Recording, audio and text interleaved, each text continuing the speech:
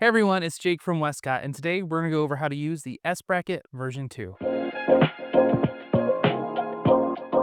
Open the ladder strap by simultaneously pressing up on the release tab and lifting the ratchet strap. With the ladder strap open, slide the light into the rear opening of the S-Bracket version 2. While holding the light in place, press down on the thumb tab to close the ladder strap and lock your light into position. Note, after securing the light, firmly press down on the thumb tab until you hear one additional click. Be careful not to overpress to avoid potential damage to the light or bracket. Ensure the speedlight shoe is in the unlocked position. Completely slide the speedlight shoe into one of the S-Bracket's cold shoes on its perimeter.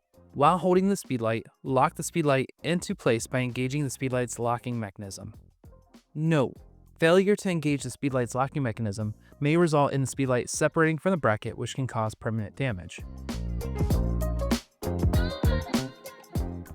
Grasp the modifier's Bowens adapter and insert it into the S-Bracket's Bowens receiver. Rotate clockwise until the modifier locks into place. Releasing the Bowens S-Type light modifier.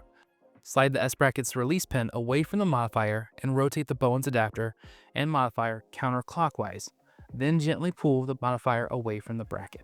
Alright everyone, that's it for the S-Bracket version 2. If you have any questions, feel free to leave a comment below, and as always, thanks for watching.